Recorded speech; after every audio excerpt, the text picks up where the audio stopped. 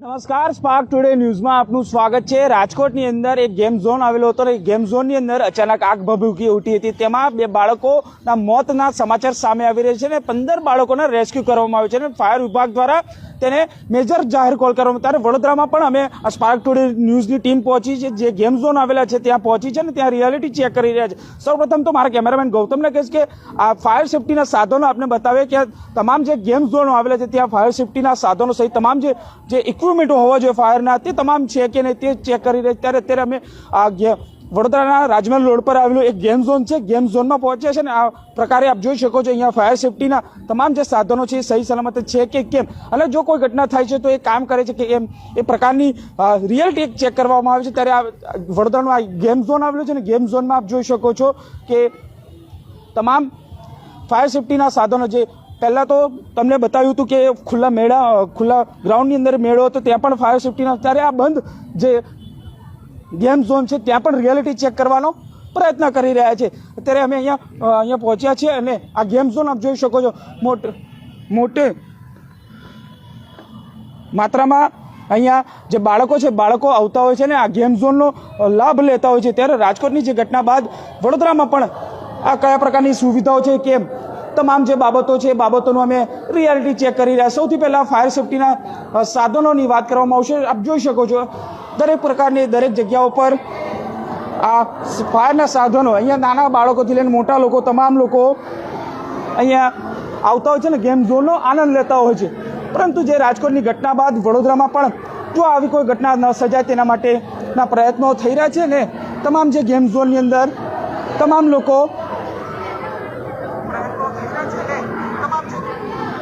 અહીંયા બાળકોથી સહિત તમામ લોકો અહીંયા આવતા હોય છે। આપ જોઈ શકો છો આ ગેમ ઝોન છે, દરેક જગ્યા ઉપર બાળકો આવતા હોય છે અને આ બંધ ગેમ ઝોન છે એટલે રાજકોટમાં જે ઘટના બની છે તે પણ બંધ ગેમ ઝોનની અંદર આ બની છે। ત્યારે આ તમામ જે બાળકો અહીંયા મોજ મસ્તી કરતા આવતા હોય છે અને પોતાના પરિવાર સાથે આવતા હોય છે। ત્યારે આયોજક દક્ષેશભાઈ છે, દક્ષેશભાઈ સાથે પણ વાત કરવાનો પ્રયત્ન કરીશું। દક્ષેશભાઈ શું કહેશો? પહેલાં તો આપણી પાસે ફાયરની એનઓસી છે, ફાયરની એનઓસી આપણા જોડે છે। ફાયરના સાધનોની વાત કરીએ તો ફાયરના સાધનો સર પૂરતા પ્રમાણમાં આપણા ફનબ્લાસ્ટની અંદર અને ફનબ્લાસ્ટની બહાર પણ છે, આઉટડોર માટે પણ છે, ઇન્ડોર માટે પણ છે। જે ઇન્ડોરની વાત કરીએ તો રાજકોટમાં પણ આવી ઘટના બની છે કે આગ લાગી, તો ઇન્ડોરમાં કેટલા માણસો કારણ કે કોઈ ઘટના બને તો કેટલા માણસો અહીંયા પહોંચી શકે?